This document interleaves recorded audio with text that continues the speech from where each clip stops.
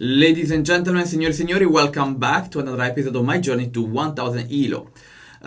We are above 600. It's funny because every episode now, one episode I'm below, one I'm above. It seems like I can't get up to, above 620, 630. And every time when I'm there, then I lose like 2-3 games in a row and I go just below 600. And then I win. And today again, we are above 600. But we actually think got 600, about 600 with this game. It's a game that I want to show you because it's a game that I'm playing quite well, dominating the whole game.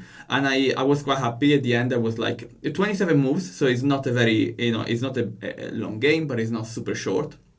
And I still was close to 90% accuracy, play like as 1350 or something like that. So something that I like to, to understand is how I can play some games very well like this one, and then the next game like a 100. I sometimes do some like such a stupid blunder, so I just get in position where I don't know what to do, where to go, and stuff like that. So yeah, I'm interested to know, if you have been through this, like how can you make sure that you're consistent at chess, or at least consistent, at this level that you progress. So I'm not sure. So I'm waiting, to read your comments. Talking about that, subscribe to the channel, like it, click the bell, leave comments and everything, and we can start with the review just after the music.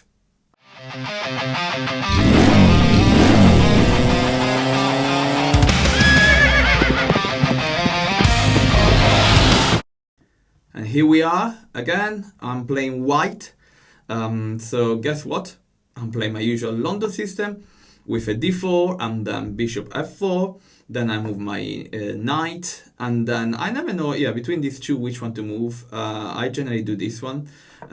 When he moves the knight there, then I just move my pawn there, which is the best move.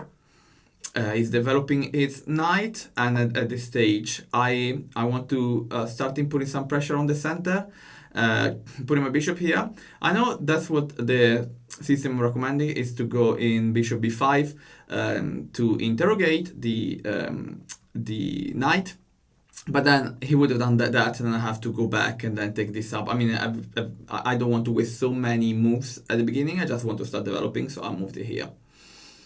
I think for my level, it's good to put it there. He's trying to threaten my bishop, but I can easily take with my knight, and if he takes, I take, and I want a pawn. But he doesn't do that. He just moves the queen. So I castle, because my knight here is very well protected. Even if he was supposed to take the knight, I didn't want to lose a knight. Also, because taking this knight, then he would have taken back, creating a breach here. However, this, I would not have like a strong center, I think. Maybe yes, but I'm quite like with that. He puts more pressure on my knight. I can ignore it, and I develop my my knight. Yeah, this would have been a good move, because I could have then like trap his knight, and here I'm offering a change of the knight. However, he's not doing that, and he's castling. I take the knight, he takes it back, and then I take the pawn, and at this moment I'm +2. I don't understand why he moves the knight completely out of the way. I decide to move the queen here because exactly this point. I wanted to give a checkmate immediately, but he sees that, he puts a pawn there, so now I have different option with my queen. I should have probably put it back, but what I wanted to do was keeping pressuring the king. So I went up because I wanted to, had this knight that was pointing to this pawn. I had like these two bishop here, the queen, so I thought it was quite good there. And then he develops his bishop, and I want to push this knight away. I want to starting. This knight is quite blocked, so the only things he can do is going back. And at this stage, I decide to try to get the queen, to move the queen, because I want to enter by the king. He moves the queen back. I'm happy with changing the queens at the moment, because I'm in a very strong position. As you can see, I'm +416, even if it's +2 for 2 pawns, but I've got a very strong position. But I think probably the opponent cleverly doesn't want to do that. So I'm pushing with the pawn because I want to start breaking these kind of solid things that he's got there. He thinks, well, I'm threatening the bishop, well, but that is not threatening anything because I can take the knight, and then I'm threatening the bishop as well if he takes my bishop, so I get a free knight. But he takes my knight, so then I take it back. So I got a very solid center there, and if he takes, I can keep taking. So he takes actually my. I don't understand why he's taking my pawn instead of my bishop. Fine, I'll take, sacrificing like a pawn for a bishop. That's very good. He does that. I don't know why he doesn't take for this one first. So then I decide to move. I get a free pawn. Thank you very much. Threatening the rook. Moves the rook. I move it back, and then this pawn is hanging. I don't mind. I'm +7 at this point, so I was happy. I just got a pawn. I can give another free pawn. I know in this way I allowed the rook to actually enter here, but I feel like here I'm quite protected. I got the rook here. I got the other rook here. I can push this one. I can go back with my queen. So it's quite good. He doesn't take the free pawn. And at this stage, I've seen, okay, this is like the 7th line here is actually free. So let's try to push it. I should have done with this, but yeah, I've done with the other rook. He's here trying to get this pawn, which I don't care at the moment. So I just ignore that and move my bishop here. Why? Because I want exactly doing this. I want to put it here and give him a mate.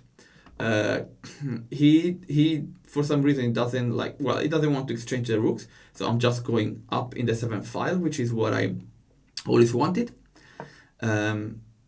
He's offering the exchange of the rooks. However, I found a better move, and I'm very happy about this. This, I think, is the puzzles that helped me with finding these checks. Where he can move, he's blocked with the rook, he can move the rook. My bishop is protected by my rook, so what he can do, he can take, and I take the queen, and I even win more the game. But what he does, he just takes a pawn, because he doesn't want to sacrifice the queen, which probably at this level it makes sense, because he still has this is hanging. Here I was really worried now, because if he was taking here, it would have been checkmate. I don't have an escape route path for my king, which is something that I always want to create for not getting a checkmate when I'm +6 with attacking like that. However, I decide to give a check to buy some time so I can then potentially take the rook down. The only moves he can do is moving the king in the corner, so then I can take down my rook. Yeah, I could have moved my rook here, but I took it down. I don't understand why he's moving there, because he's probably thinking, okay, I'm getting the bishop here, get out of the way, but I got this rook, which is quite strong. But there's something more. Here, the queen can go there, but here the rook the king in the corner is really in a bad position. And what I see actually the king can go there, can go here, so I can do bishop e5, and this is a checkmate. So yeah, I played a 1350, as I said at the beginning. I'm really happy with this game. No mistakes, no errors, no blunders. I could have done better move here and there, but I'm only 600, so this was really good game, I think. If only I could always play like this. But probably next episode I will play live, I think, and I will maybe lose terribly. We'll see. Subscribe to the channel, like the video, leave the comments, please. Click the bell, and I'll see you in the next episode.